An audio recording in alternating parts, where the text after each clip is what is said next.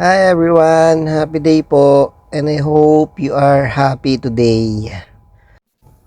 Don't forget to like and subscribe. Thank you. So for today nga pala guys, no, andito tayo sa Handmade Pizza Unlimited. Yun, no. So sobrang sarap nga pala dito guys, no. Sinubukan ko dito. So sobrang sarap ng mga pizza na guys, no. Tapos fried chicken, tapos yung mga iba't ibang mga side dish niya guys. So dito guys sineserve guys yung mga food nila. So yung pizza, yung chicken. So parang kumain ba sa mga inasal. So iseserve sa iyo yung iba't ibang klase ng pizza hanggang matikman mo lahat ng flavor. So ang daming flavor ng pizza guys dito, no. So ikaw ang susuko talaga guys. Kaso yung fried chicken nila, hindi naman masyadong solid, no? Pero okay naman.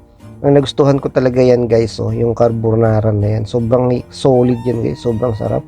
Nakatatlo yata akong order niyan, guys. Tapos, ang sarap niya, guys. Panalo. Nung ganyan lang ako nakatikim ng ganyang kasarap na carbonara. Hindi naman ako mahilig dyan, guys, eh. Pero nung natikman ko yan, solid, guys, no? Nakatatlong ganyan yata yung order ko. Diyan ako nabusog, guys, eh. Tapos ayan yung kanilang spaghetti guys, no. Sobrang solid din yan guys, pero mas gusto ko yung carbonara guys. Sobrang sarap. Yan, sakto lang naman yan guys, no. Actually mahal yan sa ibang mga restaurant guys eh. Pero dito unlimited yan guys.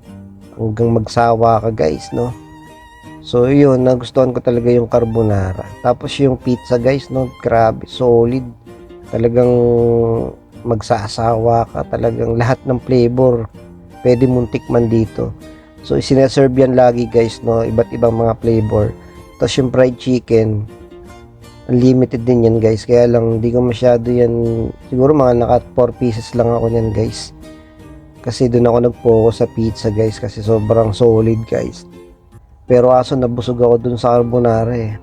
Dapat pala hinay-hinay lang muna kasi ang sarap, nakaka-addict yung lasa guys. Pero okay naman, solve na solve guys, sulit na sulit ang bayad mo dito. Ang daming flavor ng pizza, talagang solid yung mga ingredients niya. Ang sarap ng pizza guys, di ka magsasawa.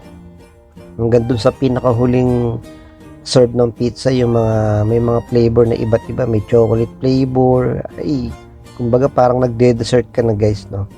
Sobrang sarap guys, no. Alam nyo, bilang mga nagtatrabaho abroad, so deserve natin na i-treat yung ating mga sarili guys dito sa mga ganitong kainan, no.